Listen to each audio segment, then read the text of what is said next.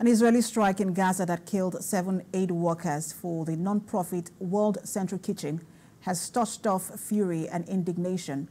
The deaths of the workers who were attempting to deliver food to starving civilians in the besieged enclave, including one dual U.S.-Canadian citizen, has gained reactions from far and near.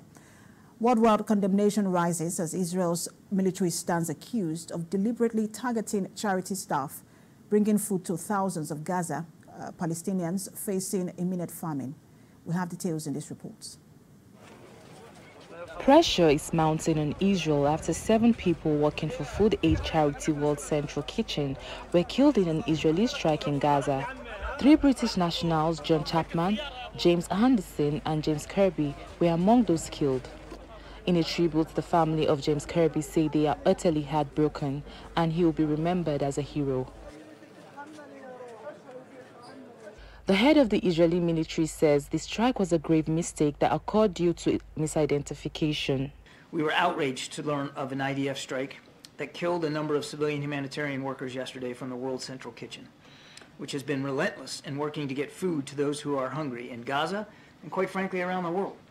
We send our deepest condolences to their families and loved ones. We've seen the comments from Prime Minister Netanyahu and from the Israeli Defense Forces about their commitment to conduct an investigation. As we understand it, a preliminary investigation has been completed today and presented to the Army Chief of Staff, and we'll obviously look to see what they discover in this preliminary one. But we expect a broader investigation to be conducted and to be done so in a swift and comprehensive manner. Youssef al-Najjar Hospital in Rafah, southern Gaza Strip, received on Tuesday the bodies of 7 members of the World Central Kitchen Relief Organization who were killed in an Israeli airstrike on their convoy in central Gaza on Monday night. The organization announced it would be pausing all its operations in the region immediately and said the 7 killed members were carrying Australian, Polish and British passports in addition to a dual Canadian-American person and a Palestinian man. Amuda Musigudi, a global affairs analyst from Ibadan, joins me now via Zoom for more on this. Amuda, thanks for joining us. Thank you for having me. So this particular incident involves at least 4 allies or citizens of allied nations to Israel, Poland, US, Canada, and UK, even Australia. What impact will this have on already strained relations between Israel and its allies? First, it must be made clearly that it's going to strain the relationship further.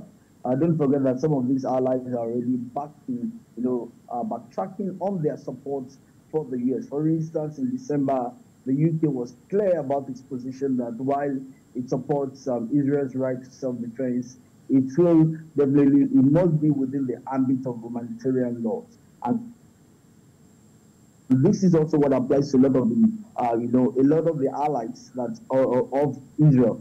In the face of the series of attacks that we've seen on facilities, what you call humanitarian facilities like hospitals, on children, and a whole lot more. So with this now, it's definitely going to strain the relationship. And I think that's also why the Israeli military has come out to make a position clearly about this and promising a thorough investigation into the airstrike. But without doubt, they look clearly that this will affect the relationship between Israel and its allies. And what do you make of Israel's response to this incident? They have called it unintended.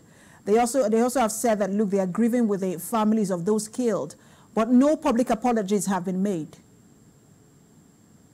Well, I think we must understand the place of diplomacy and barefaced boldness in all that Israel is trying to do.